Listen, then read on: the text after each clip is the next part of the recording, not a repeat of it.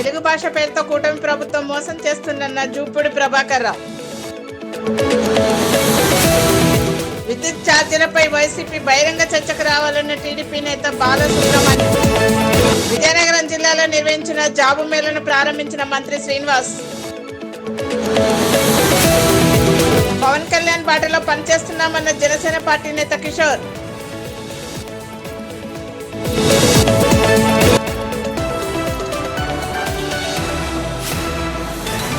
పేద విద్యార్థులకు English medium బోధించకుండా Telugu భాష పేరుతో కూటమి ప్రభుత్వం మోసం చేస్తుందని ఆంధ్రప్రదేశ్ మాజీ ఎమ్మెల్సీ జూపూడి ప్రభాకర్ రావు ఆరోపించారు. హైదరాబాద్ లో ఆయన మీడియాతో మాట్లాడుతూ జగన్మోహన్ రెడ్డి 85వ జీవో ప్రవేశపెట్టి ఇంగ్లీష్ మీడియం తెలుగు మీడియంలో ప్రవేశపెట్టారని వాటిని రద్దు చేయడానికి కూటమి ప్రభుత్వం ప్రయత్నిస్తుందని విమర్శించారు.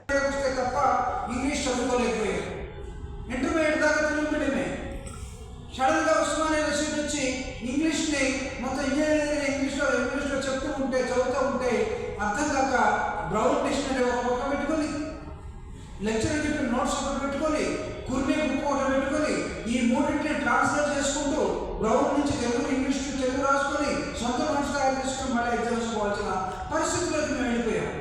మీకు మా మీద దయ లేదు. జగన్మోహన్ రెడ్డి గారు చేశారు కాబట్టి ఈ రాష్ట్రంలో ఇంగ్లీష్ మీడియం ఉండడానికి వీళ్ళు ఉంటే పిల్లలందరూ బాగుపడిపోతారు, పేదలందరూ బాగుపడతారు, ఈ రాష్ట్రం అంతా బాగుపడుతుంది. రాష్ట్రం బాగుపడటం ఇంగ్లీష్ బాగుపడటం మీకు ఎవరికి ఇష్టం లేదు. డాక్టర్ బాబాసాహెబ్ అంబేద్కర్ చెప్తాడు, ఇంగ్లీష్ నేర్చుకున్నవాడు ఈరోజు ఈ ప్రపంచంలో ఎలా గౌరవిస్తున్నాడో, ఎలా చలామణి అవుతున్నాడంటే ఒక పులిలాగా ఎలా ఉంటాడంటే పులి పాలు తాగిన వాడు ఎంత గట్టిగా ఉంటాడో అలా తయారవుతారు ఇంగ్లీష్ నేర్చుకున్నవాడు అని డాక్టర్ బాబాసాహెబ్ అంబేద్కర్ చెప్పాడు. ఆయన కాదు, ఆయన గురువైనటువంటి పూలే, లేకపోతే పెరియారు హిందీని నేషనల్ లాంగ్వేజ్గా వ్యతిరేకించాడు.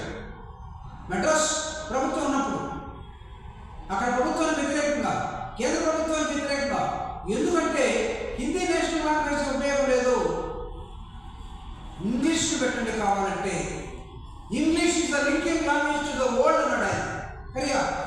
డాక్టర్ బాబాసాహెబ్ అంబేద్కర్ ఏమంటే ది పులి పాలు తాగిన వాడు ఎంత శక్తివంతంగా ఉంటాడో ఇంగ్లీష్ నేర్చుకున్నవాడు అంత శక్తివంతం. అంటే మీ పిల్లలు మాత్రమే శక్తివంతంగా కావాలి, మీ పిల్లలు మాత్రమే అమెజాన్ చెక్ కావాలి, సీఓ కావాలి, మీ పిల్లలే ఇంకొక రూపంలో మొత్తాన్ని ప్రపంచాన్ని ఏడాలి. బట్ పేదవాడు మాత్రం ఎవరు? ఒక సామాన్యుడిగా నేను అడుగుతూ ఉన్నాను. ఇదిగో నిన్న ప్రెస్ మీట్ పెట్టి చెప్పినటువంటి పెద్ద మనుషులు ఏమంటున్నారంటే తెలుగు మీడియంలో ఎవరైనా చదువుకుంటే వాడికి 5% రిజర్వేషన్ ఇవ్వాలట. సిగ్గుగా లేదా? మీ పిల్లలు ఎవరైనా తెలుగు మీడియంలో చదువుకున్నాడా? అంటే మీడియంలో చదువుకున్న వాడికి రిజర్వేషన్ అంటే మళ్ళా గ్రామాల్లో ఉండే పేదవాళ్ళు గుర్తొస్తున్నారు. నిన్నగా మన విజయవాడలో జరిగిన దానికి మీరు చెప్తున్నటువంటి ఒక నేపథ్యం, తెలుగులో చదువుకుంటే 5% రిజర్వేషన్ అంట. ఈ ఈబీసీ రిజర్వేషన్ 10% కొట్టేసారు. దానికన్నా మీరు ఈపీఎస్ రాసుకోవచ్చు. మీరు ఉండేదేమో 3%, వచ్చేదేమో 10% ఈబీసీ. అది ఎటు వెళ్ళిపోతూ ఉంటుంది. ఆంగ్ల మాధ్యమం జీవోను రద్దు చేయాలి. జీవో 85 ఈ జీవో చాలా స్పష్టంగా ఏం చెప్పిందంటే ఇష్టం ఉన్నవాడు. విజయనగరం జిల్లా గజపతి నగర మండల కేంద్రంలో మెగా జాబు మేళ రిక్రూట్మెంట్ ను మంత్రి కొండపల్లి శ్రీనివాస్ ప్రారంభించారు. ఈ సందర్భంగా ఆయన మాట్లాడుతూ 10 ప్రైవేట్ కంపెనీల ద్వారా 1000 మందికి పైగా నిరుద్యోగులకు ఉద్యోగ అవకాశాలు కల్పించాలనే లక్ష్యంగా జాబు మేళ నిర్వహిస్తున్నామన్నారు.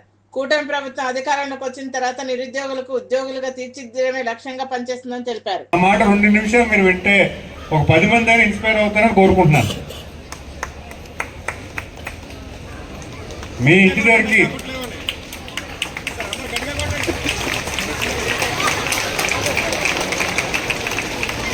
ఇప్పుడు మీ ఇంటి దగ్గరకు వచ్చి ఇక్కడికి వచ్చి జాబ్ మేళ పెట్టి 1000 మంది తీసుకోవడానికి రెడీగా ఉన్నారు. జాబ్ తీసుకోవడానికి మీరు రెడీగా ఉన్నారో మీరు ఫిక్స్ అవ్వండి. జాబ్ తీసుకొని ఎక్కడ పని కల్పిస్తే అక్కడ మీరు పని నేర్చుకోవడానికి వెళ్ళండి. మీరు అది శాశ్వతంగా అది ఉద్యోగం కాదు, ఇది ఓన్లీ కాంట్రాక్ట్గా మీకు పని నేర్పించి సంవత్సరం మీకు నచ్చిన రోజులు సంవత్సరం చేస్తారా, 2 సంవత్సరాలు చేస్తారా, 3 సంవత్సరాలు చేస్తారా, పని చేసి తర్వాత మన ప్రాంతంలో ఇండస్ట్రీస్ వస్తే అప్పుడు ఇక్కడ మైగ్రేట్ అయ్యే అవకాశం ఉంటుంది. సో ఈ అవకాశం పెద్ద ఎత్తున మీరు యూటిలైజ్ చేసుకోవాలి. ఉదాహరణకు ఒక ఎగ్జాంపుల్ చెప్తాను. చూసుకునే బాధ్యత ఆ కంపెనీలు ఉంది. మీకు ఉద్యోగం కల్పించే కంపెనీ కూడా మీకు జాగ్రత్తగా మీకు ఎక్కడైనా షెల్టర్ కానీ లేకపోతే మీ ఎంప్లాయ్మెంట్ వాళ్ళకి సెక్యూరిటీ కానీ ఇచ్చే పరిస్థితి వాళ్ళది ఉంటుంది. ఈరోజు వచ్చిన కంపెనీలు కూడా పెద్ద కంపెనీలు. కొన్ని కంపెనీస్ ఎక్స్క్లూజివ్గా ఫార్మా కంపెనీస్ ఉన్నాయి, అలా కొన్ని సర్వీస్ ఇండస్ట్రీస్ ఉన్నాయి. మీరు మీ ఫ్యామిలీకి, మీ తాలూకా ఇదికి, ఆర్థిక స్థితిగతులకి అవసరం ఉన్నా లేకపోయినా ముందు ఉద్యోగం అయితే జాయిన్ అవ్వడానికి ట్రై చేయండి. ఎందుకంటే ఈరోజు ఎంప్లాయ్మెంట్ అనేది బిగ్గెస్ట్ ప్రాబ్లం. సుమారు 1,15,00,000 నిరుద్యోగులు ఉన్నారు మన రాష్ట్రంలో. అందులో మహిళలే 90 లక్షల మంది. అందరూ మహిళలందరూ చదువుకున్న వాళ్ళు ఉన్నారు, కానీ ఇంట్లో హౌస్ వైఫ్స్ కింద ఉండిపోతున్నారు. పెళ్లి చేస్తారు, హౌస్ వైఫ్ కింద పెట్టేశారు. ఇప్పుడు వాళ్ళకి ఉద్యోగం కావాలంటే వాళ్ళకి స్కిల్ కావాలి. అవునా? మరి ఈరోజు అంటే యూత్ కూడా నేను చూశాను. నేను క్యాంపెయిన్ చేసేటప్పుడు గ్రామాలు తిరిగితే బీటెక్ చదువుకున్న వాళ్ళు కూడా ఉపాధి హామీ పనులకు వెళ్తున్నారు. అంటే వాళ్ళకి అవకాశం రాలేదని కాదు, వచ్చిన అవకాశాన్ని వాళ్ళు ఉపయోగించుకోలే. ప్రతి ఒక్కరికి కూడా తలుపు తట్టే అవకాశం ఒకసారి వస్తుంది. ఆ అవకాశం వచ్చినప్పుడు మనం అత్యాశకు పోకుండా ఫస్ట్ ఒక ఛాన్స్ తీసుకుందాం, నేర్చుకుందాం. ఉద్యోగం మీకు జీతం ఇచ్చినా మీ తాలూకు స్కిల్ ఎన్హాన్స్ అవుతుందా? ఏదో ఒకటి నేర్పిస్తున్నారు కదా. ఇక్కడ మీరు కాలేజీకి వచ్చారు, ఈ కాలేజీకి ఎందుకు రావాలి? చిన్న చిన్న కాలేజీలు కూడా ఉన్నాయి. ఇక్కడికి వస్తే మీకు బాగా నేర్పిస్తారనే కదా. అలాగే స్కిల్లో కూడా ఒక ఎంప్లాయ్మెంట్ తీసుకొని మనం నేర్చుకుంటే రేపు మన ప్రాంతంలో ఇండస్ట్రీస్ వస్తే మీరు వెంటనే ఇక్కడ రావచ్చు. అవునా? నేను అనంతపూర్ వెళ్ళాను. కియా కంపెనీలో పెద్ద మంది, సుమారు 10,000 మంది ఎంప్లాయ్ చేస్తున్నారు. దాంట్లో చాలా మందికి ట్రైనింగ్, అదే కింద కుర్రోళ్ళు ట్రైనింగ్ లేకపోవడం వల్ల పక్క రాష్ట్రాల నుంచి వచ్చి అక్కడ జాయిన్ అయ్యారు. అర్థమవుతుందమ్మా?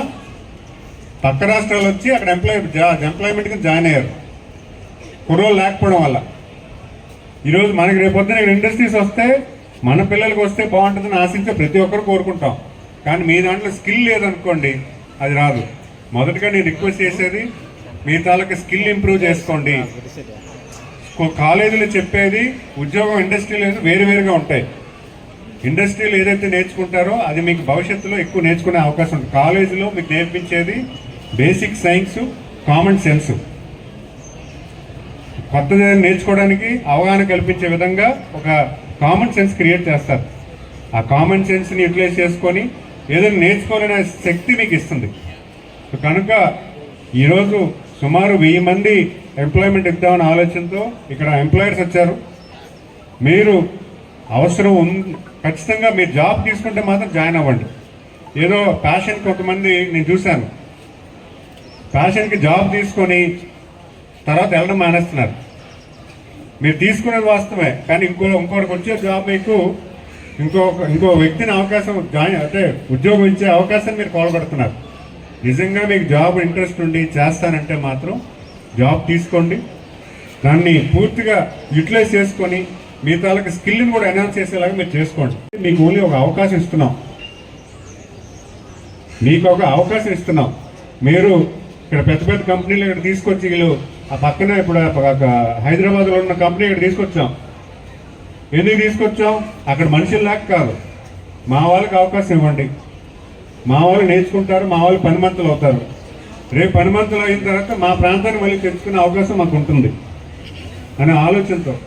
కనుక మీరు ఇది పూర్తిగా సద్వినియోగం చేసుకోండి. అలాగే సెంచూరియన్ యూనివర్సిటీలో 200 మందికి వాళ్ళు వేరే మీకు నచ్చిన కేటగిరీ, మేము చెప్పం, మీకు నచ్చిన కేటగిరీలో వాళ్ళు ట్రైన్ చేయడానికి రెడీగా ఉన్నారు. మీరు ట్రైన్ చేసి వాళ్ళు ప్లేస్మెంట్ కూడా ఇస్తారు. లేటెస్ట్ టెక్నాలజీ, డ్రోన్ టెక్నాలజీలో కూడా ట్రైనింగ్ ఇవ్వడానికి రెడీగా ఉన్నారు. ఆ ట్రైనింగ్ తీసుకోవాలంటేనే బయట బోల్డ్ డబ్బులు అవుతాయి. కాబట్టి మీలో ఇంట్రెస్ట్, మీలో ఉన్న ఆ కసి, నేను ఉద్యోగం కొట్టాలి, నేను మా పేరెంట్స్కి గర్వంగా ఫీల్ అయ్యాలి, నేను చేయాలి అన్న ఒక ఫీలింగ్ మీలో ఉండాలి. ఈరోజు ఏమైందంటే అందరికీ ఈ ఇన్స్టాగ్రామ్లో, యూట్యూబ్లో ఈ సినిమా ఫీవర్లు ఎక్కువ వెళ్ళిపోయారు. అవునమ్మా? మీరు ఆ ఫీవర్లో వెళ్ళిపోయి మీ బాధ్యత, మీకు ఇచ్చిన టైము మీరు పోగొట్టుకుంటున్నారు. సో కొంచెం అది కరెక్ట్ చేసుకోండి. ఆంధ్రప్రదేశ్కి కొత్తపేట నియోజకవర్గం వాడపల్లి వెంకటేశ్వర స్వామి వారిని నూతన క్యాలెండర్ ను ఎమ్మెల్యే సత్యానందరావు ఆవిష్కరించారు. ఈ సందర్భంగా ఎమ్మెల్యే సత్యానందరావు మాట్లాడుతూ ఈ నూతన ఆంగ్ల సంవత్సరం మొదలుకొని స్వామివారి ఆశీస్సులు అందరిపైన ఉండాలన్నారు. ఈ కార్యక్రమంలో రాష్ట్ర తెలుగు రైతు ప్రధాన కార్యదర్శి ఆకుల రామకృష్ణ, సత్యనారాయణ రెడ్డి, నరసింహారావు, వెంకటరాజ్, జగన్నాథం, కూటమి నాయకులు పాల్గొన్నారు. శ్రీ వెంకటేశ్వర స్వామి వారి యొక్క దేవస్థానం తరఫున 7 వారములు వాడపల్లి వెంకన్న దర్శనం 7 జన్మన పుణ్యఫలం. ఈ రోజున ఆంగ్ల సంవత్సర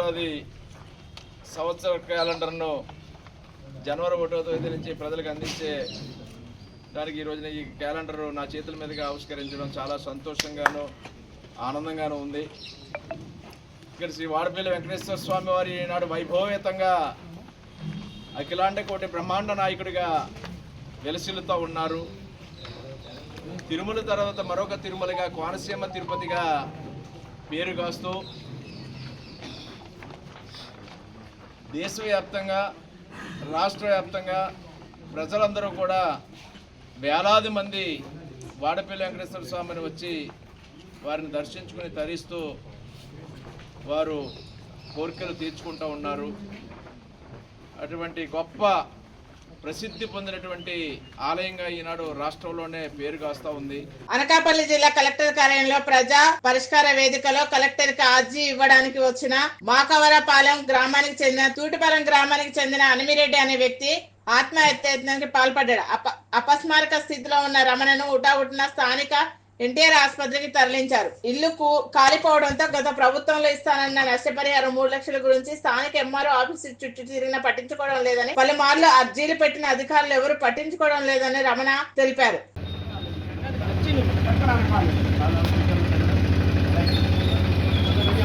వైసీపీ హయాంలో కరెంటు ఛార్జీలు పెంచి ధర్నాలు చేస్తే ప్రజలు ఎవరూ నమ్మరని టీడీపీ నేత బాలసుబ్రహ్మణ్యం అన్నారు. విద్యుత్ ఛార్జీల పెంపుపై బహిరంగ చర్చకు వైసీపీ నేతలు రావాలని సవాల్ విసిరారు. గడిచిన 5 ఏళ్లలో 10 సార్లు విద్యుత్ ఛార్జీలు పెంచిన ఘనత జగన్మోహన్ రెడ్డిది అని ఆరోపించారు. ఎన్నికలు అయిపోయినాయి, ఎక్కడ కూడా ఎటువంటి అవాంఛనీయ సంఘటనలు కానీ, ఒక లా అండ్ ఆర్డర్ ప్రాబ్లం కానీ, పేదలకు పెన్షన్లు అందకుండా పోవడం కానీ ఏది లేదు. అన్నీ సక్రమంగా జరుగుతూ ఉన్నాయి తెలుగుదేశం ప్రభుత్వ పరిపాలనలో. 6 నెలల నుంచి మన ఉనికిని చాటుకోకపోతే రాజకీయ మనుగడకు ప్రమాదమని తలంచి జగన్మోహన్ రెడ్డి తన అనుచరులకు ఆదేశాలు ఇస్తే వాళ్ళంతా జిల్లా కలెక్టర్ కార్యాలయాల దగ్గరకు వచ్చి ఒక ప్రజలకు అబద్ధాలు చెప్పే కార్యక్రమం చేపట్టి దాన్ని ఒక ధర్నాగా వాళ్ళు చెప్పుకుంటున్నారు. నేను ఈ ధర్నా కార్యక్రమం చేసిన వైఎస్ఆర్ కాంగ్రెస్ పార్టీ రాష్ట్ర ప్రధాన కార్యదర్శి గడికోట శ్రీకాంత్ రెడ్డి గారిని కానీ, లేదా జిల్లా అధ్యక్షుడు ఆకేపాటి అమర్నాథ్ రెడ్డిని కానీ, మిగతా నాయకులను సూటిగా అడుగుతా ఉన్నా. తెలుగుదేశం పార్టీ తరపున, ప్రజల తరపున ఈరోజు రాష్ట్రంలో అన్ని వ్యవస్థలతో పాటు విద్యుత్ వ్యవస్థ కూడా సంక్షోభంలో ఉండడానికి కారణం మీ నాయకుని ప్రవర్తన కాదా? మీ మనసుకు తెలియదా? తెలుసు, కానీ మీరు నాయకుని ఆదేశాలు పాటించాలనే ఉద్దేశంతో ఒక అవాస్తవాలు ప్రచారం చేసే ఉద్దేశంలో భాగంగా మీరు చేపట్టిన ధర్నా అపహాస్యం పాలై ప్రజలు మిమ్మల్ని, మీరు చెప్పిన అబద్ధాలను, మీరు చేసిన మోసాలను తిరస్కరిస్తే మళ్ళీ మీరు అదే విధానంలో ప్రజల ముందుకు రావడం ఈ ప్రజాస్వామ్యంలో మంచి పరిణామమేనా? మీలో మీరు ప్రశ్నించుకోండి. అనకాపల్లి పట్టణంలో గాంధీనగర్ అంజయనగర్ కాలనీలోని శ్రీ వెంకటేశ్వర స్వామి దేవస్థానంలో స్వామివారు ధ్రువమూర్తికి జగన్మోహన్ అవతారంలో భక్తులకు దర్శనమిచ్చారు. ధనుర్మాసాన్ని పురస్కరించుకుని వైష్ణవ దేవాలయాల్లో ఈ నెల రోజులు స్వామివారు భక్తులకు దశావతారాల్లో దర్శనమిస్తారని ప్రధాన అర్చకులు రేజేటి గోపాలాచార్యులు తెలిపారు. భక్తులు స్వామివారిని దర్శించుకొని స్వామి కృపా కటాక్ష వీక్షణలు పొందగలరని కోరారు. స్వామి శ్రీయప్పతి నారాయణమూర్తి కొత్త సృష్టి ప్రారంభించడం కోసం పరిత్రాణాయ సాధూనాం వినాశాయ చతుష్కృతాం ధర్మ సంస్థాపనార్థాయ సంభవామి యుగే యుగే గీతలో మనకి బోధించినట్టుగా శ్రీయపతి శ్రీమన్నారాయణమూర్తి దుష్టుల్ని సంహరించడం కోసం, శిష్టుల్ని రక్షించడం కోసం ప్రతి యుగంలోని అవతారాలు దాలుస్తానని చెప్పాడు. అట్లాగే స్వామి ఎత్తినటువంటి అవతారాలు 21 అవతారం. ఈ 21 అవతారాల్లో అతి ప్రాముఖ్యమైనటువంటి అవతారం జగన్మోహిని అవతారం. ఈ అవతారం క్షీర సముద్రాన్ని చిలికినట్లయితే యుగాంతములో ఈ యుగములో కావలసినటువంటి కొత్త సృష్టికి కావలసినటువంటి దివ్యమైనటువంటి వస్తువులు ఆవిర్భవించడం కోసం శ్రీమన్నారాయణమూర్తి వారు సెలవు ఇస్తారు. దాని మేరకు దేవతలు రాక్షసులు కూడా క్షీర సముద్రాన్ని చిలకడానికి సిద్ధపడతారు. క్షీర సముద్రాన్ని చిలకడానికి మందరగిరి పర్వతాన్ని కవ్వంగా చేసి వాసుకి అనేటువంటి సర్పరాజుని దాని చుట్టూ తాడుగా చేసి ఆ క్షీర సముద్రాన్ని చిలుకుతారు. ఆ క్షీర సముద్రాన్ని చిలికినప్పుడు ఆ క్షీర సముద్రంలో నుంచి దివ్యమైనటువంటి వస్తువులు కల్పవృక్షము, కామధేనువు, అలాగే మహాలక్ష్మి, అమృత కలశ, అలాహలము, ఇలా అన్ని రకాలైనటువంటి దివ్యమైనటువంటి వస్తువులు ఆవిర్భవిస్తాయి. అందులో ముఖ్యమైనటువంటిది ఈ అమృత కలశ. అమృత కలశ ఎవరైతే పుచ్చుకుంటారో వారికి చిరంజీవులుగా ఉంటారని సెలవు ఇస్తారు. అందుచేత దేవతలు రాక్షసులు కూడా వాసుకి అనేటువంటి సర్పరాజుతో ఆ అమృత కలశను ఉద్భవించేటువంటి క్షీరసాగర మదనం చేసి అమృత కలశను ఉద్భవింపజేస్తారు. ఎవరైతే పుచ్చుకుంటారో వారు చిరంజీవులుగా ఉంటారని చెప్పినందువలన ఇద్దరూ కూడా పోటీ పడతారు. అందుచేత ఇద్దరు కూడా ఒక ఉద్యానవనంలోనికి వెళ్ళి కూర్చుంటారు. దానికి శ్రీమన్నారాయణమూర్తి వారు దివ్యమైనటువంటి అందమైనటువంటి పురుషుల్ని కూడా మోహించేటువంటి పుంసాన్ మోహన రూపాయ, పురుషుల్ని కూడా మోహించేటువంటి అందగాడిగా స్త్రీ రూపాన్ని దాల్చిన వాడే యవ్వనముగా నడుచుకుంటూ స్వామి విహరిస్తూ ఆ అమృత కలశ పట్టుకుని వస్తాడు.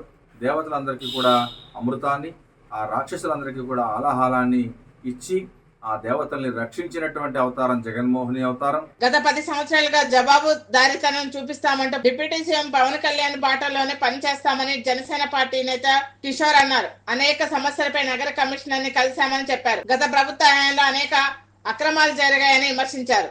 కార్పొరేషన్ లిమిట్ లోని పలు సమస్యలు మన మున్సిపల్ కమిషనర్ గారికి తెలియజేయడం జరిగింది.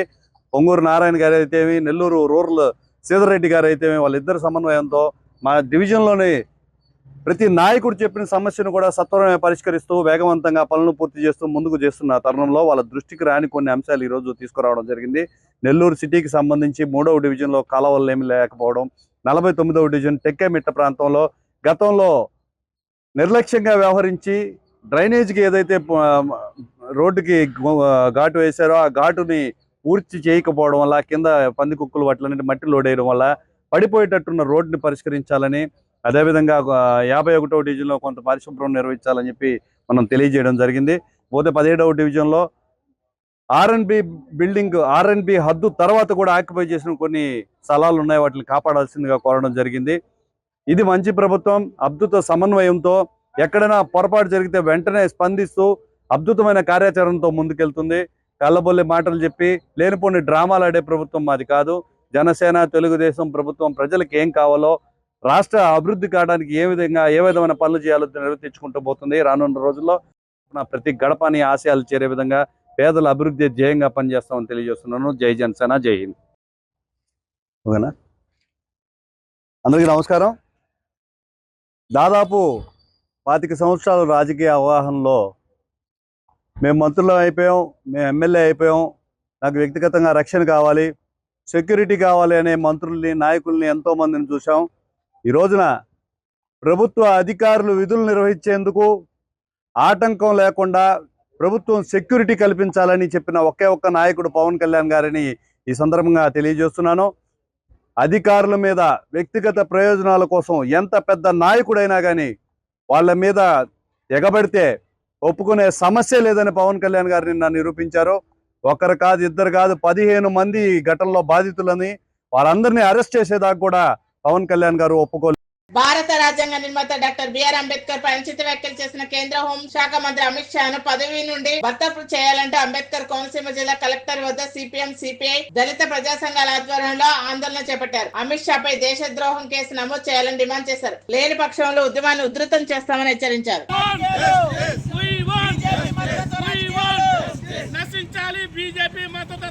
ఖండిస్తూ దేశవ్యాప్తంగా, రాష్ట్ర వ్యాప్తంగా వామపక్షాలు, దళిత ప్రజా సంఘాల ఆధ్వర్యంలో ఈరోజు నిరసన కార్యక్రమాలు పిలిపివ్వడం జరిగింది. అందులో భాగంగా డాక్టర్ బిఆర్ అంబేద్కర్ కోనసీమ జిల్లా కలెక్టర్ కార్యాలయం ముందు వివిధ ప్రజా సంఘాలు, వామపక్షాలు, దళిత సంఘాల ఆధ్వర్యంలో నిరసన కార్యక్రమం తెలియజేస్తా ఉన్నాం. ప్రధానంగా బీజేపీ అధికారంలోకి వచ్చే ముందే చెప్పింది ఈ దేశంలో ఉన్నటువంటి అత్యున్నతమైనటువంటి రాజ్యాంగాన్ని మేము మార్పు చేస్తాం అనేటువంటి మాట బహిరంగంగానే చెప్పింది. బీజేపీ తాను అనుకున్నటువంటి ఆర్ఎస్ఎస్ ఎజెండాని ఈ దేశంలో ఇంప్లిమెంట్ చేయడం కోసం, అంబేద్కర్ గారికి ఉన్నటువంటి క్రెడిబిలిటీని తగ్గించడం కోసం అమిత్ షా మాట్లాడినటువంటి మాటలు తీవ్రంగా ఖండిస్తా ఉన్నాం. తక్షణం అమిత్ షాని బర్తరఫ్ చేయాలి తన కేంద్ర మంత్రి పదవి నుంచి. ఈ దేశ ప్రధాని మొత్తం దేశ ప్రజలందరికీ కూడా అమిత్ షాతో కలిపి క్షమాపణ చెప్పాలి. ఈ రోజు ప్రధానంగా అంబేద్కర్ మీద వ్యాఖ్యలు చేయడం అంటే ఈ దేశ రాజ్యాంగాన్ని కించపరచడం, ఈ దేశ ప్రజాస్వామ్యాన్ని కించపరచడంగా మేము భావిస్తా ఉన్నాం. అనకాపల్లి జిల్లా నక్కపల్లి మండలం రాజాయపేట ప్రాంతంలో 1800 ఎకరాల్లో బల్క్ డ్రగ్స్ ఏర్పాటు చేయవద్దని నిర్వాసితులు నిరసన వ్యక్తం చేశారు. ఇప్పటికే హెరిటో డ్రగ్స్ మందుల కంపెనీ వ్యర్థ రసాయన జలాల వల్లే మత్స్య సంపద నశించిపోయి ఉపాధి కోల్పోయామన్నారు. ప్రభుత్వం బల్క్ డ్రగ్స్ కుంపటి పెట్టి తమ జీవితాలతో చెలగాట ఆడవద్దని మండిపడ్డారు. ప్రమాదకరమైన బల్క్ డ్రగ్స్ ఏర్పాటు చేయవద్దని అక్షరాలు రాసి వాటి చుట్టూ నిలబడి నినాదాలు చేశారు. అనకాపల్లి జిల్లా బాయికరావుపేట నియోజకవర్గం నక్కపల్లి మండలంలో ప్రభుత్వం వారు ఏపీఐఐసి వారి ద్వారా వైజాగ్ చెన్నై ఇండస్ట్రియల్ కారిడార్ పేరుతో భూములు సేకరించారు. ఆ భూముల్లో ఇప్పుడు సుమారుగా 1800 ఎకరాలని బల్క్ డ్రగ్స్ యూనిట్లు ఏర్పాటు చేయాలని, 2200 ఎకరాల్లో Arcelor Mittal Nippon steel plant ఏర్పాటు చేయాలని చెప్పి సన్నాహాలు చేస్తూ ఉన్నారు.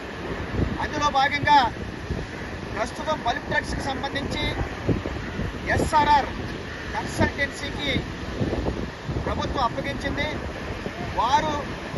ప్రభుత్వం వారు, పోలీసు వారు, రెవెన్యూ వారు, ఏపీఐఐసి అధికారులు అంతా కుమ్మక్కయ్యి ముఖ్యంగా బాయికరావుపేట నియోజకవర్గానికి ప్రాతినిధ్యం వహిస్తున్నటువంటి రాష్ట్ర హోంమంత్రి గారి యొక్క కన్సల్టంలో వందలాది మందిని పోలీసుల్ని మోహరించి ఇవాళ సాగు చేస్తున్నటువంటి సాగుదారుల భూములకి పరిహారం ఇవ్వకుండా, రైతుల యొక్క భూములకి డబ్బులు ఇవ్వకుండా, నష్టపరిహారం చెల్లించకుండా చెట్లకు, కొబ్బరి తోటలకు, జీడి మామిడి తోటలకు పూర్తి స్థాయిలో చట్ట ప్రకారం వాళ్ళు ఇస్తామన్నటువంటి నష్టపరిహారం చెల్లించకుండా నిన్నటి నుంచి పెద్ద జేసీబీలు, యంత్రాలతో అత్యంత దారుణంగా, దౌర్జన్యంగా అందరినీ భయభ్రాంతిని గురిచేసి ఇవాళ పోలీసులు మోహరించి చెట్లన్నింటినీ కూడా నేలమట్టం చేస్తూ ఉన్నారు.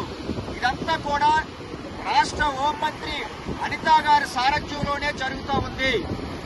నిన్నగాక మొన్న 29వ తేదీన రాజీపేట రావడం జరిగింది ఆమె. ఈ సందర్భంగా రాజీపేటలో ఉన్నటువంటి మత్స్యకార యువకులందరూ కూడా అడిగారు, అమ్మా ఇప్పటికే ఏర్పాటు చేసినటువంటి హెరిటో డ్రగ్స్ వల్ల వాళ్ళు వదులుతున్నటువంటి వ్యర్థ రసాయన జలాలు సముద్రంలో కలిసి మత్స్య సంపద నశించిపోయి మా ఉపాధి కోల్పోయి మేము తీవ్రంగా నష్టపోతూ ఉన్నాం. అంతేకాదు అనేక రకాల వ్యాధుల బారిన పడి అనేక మంది మరణించారు. ఇప్పటికీ కూడా అనేక మంది లక్షల రూపాయలు ఖర్చు చేసి ఇవాళ వైద్యం చేయించుకున్నటువంటి పరిస్థితి కనబడతా ఉంది. ఇటువంటి నేపథ్యంలో మరో కుంపటి మా నెత్తి మీద పెట్టే పద్ధతిలో మీరు బల్క్ డ్రగ్స్ యూనిట్లు ఇక్కడ ఏర్పాటు చేయడం కోసం సన్నాహాలు చేస్తూ ఉన్నారు. దీన్ని మేము ఎట్టి పరిస్థితుల్లో అంగీకరించాం. దయచేసి ఇక్కడ బల్క్ డ్రగ్స్ ఏర్పాటు చేయొద్దు అని కోరడం జరిగింది. ఇది న్యాయమైనటువంటి కోరిక, సమంజసమైనటువంటి కోరిక. ఎందుకంటే అభివృద్ధి అయినా ఏదైనా ప్రజల యొక్క భాగస్వామ్యంతో ప్రజలకి ఎటువంటి అసౌకర్యం కలగకుండా, అనారోగ్యాలు బారిన పడకుండా ఉండే విధంగా ఉండేటువంటి అభివృద్ధి కావాలి తప్ప ఇవాళ విదేశాల్లో కాకినాడ SEZలో నిషేధించినటువంటి బల్క్ డ్రగ్స్ యూనిట్లని ఇవాళ రాజీపేట పరిసర ప్రాంతంలో ఏర్పాటు చేయడం కోసం స్వయాన హోం మంత్రి గారు కంకణం కట్టుకుని రాష్ట్ర ముఖ్యమంత్రి గారిని ఒప్పించి జనవరి 8వ తేదీన స్వయాన ఈ దేశ ప్రధానమంత్రి చేత శంకుస్థాపన చేయించాలని చెప్పి సన్నాహాలు చేస్తా ఉన్నారు. దీన్ని మేము తీవ్రంగా వ్యతిరేకిస్తా ఉన్నాం, తప్పుపడతా ఉన్నాం. 2013 భూసేకరణ చట్ట ప్రకారం భూములు కోల్పోయినటువంటి రైతులకి ఇవ్వాల్సినటువంటి పరిహారం పూర్తి స్థాయిలో చెల్లించాలి, చెట్లకు ఇవ్వాలి. అలాగే ఇల్లులు కోల్పోతున్నటువంటి వారికి వేరే ప్రాంతంలో పునరావాసం కల్పించాలి. 18 సంవత్సరాలు నిండిన ప్రతి ఒక్కరికి ఇవాళ ఉపాధి కోల్పోతున్నటువంటి వారికి 15 లక్షల రూపాయల ప్యాకేజీ ఇవ్వాలని చెప్పేసి అడుగుతా ఉన్నాం. ఇల్లులు కోల్పోతున్నటువంటి వారికి 25 లక్షల రూపాయల ప్యాకేజీ ఇవ్వాలని చెప్పేసి అడుగుతా ఉన్నాం. ఎప్పటికైతే మీరు భూములు స్వాధీనం చేసుకుంటారో అప్పటికి 18 సంవత్సరాలు నిండిన ప్రతి ఒక్కరికి ప్యాకేజీ ఇవ్వాలని చెప్పేసి మేము అడుగుతా ఉన్నాం. ఇవన్నీ కూడా పరిష్కారం చేయకుండా ఇవాళ ఏకపక్షంగా ప్రభుత్వం ప్రజల్ని, మత్స్యకారుల్ని, రైతుల్ని, వృద్ధుదారుల్ని, పేదల్ని భయభ్రాంతులకు గురి చేసి ఈ రకంగా ఇక్కడ bulk drugs, Arcelor Mittal steel plant నెలకొల్పాలని చెప్పి చూస్తా ఉన్నారు. ఇది చట్ట ఉల్లంఘన. దీన్ని మేము తీవ్రంగా వ్యతిరేకిస్తా ఉన్నాం. ఎప్పటికైనా సరే ప్రభుత్వం తమ యొక్క ఆలోచన విరమించుకొని Master Key TV please like, share and subscribe Master Key TV.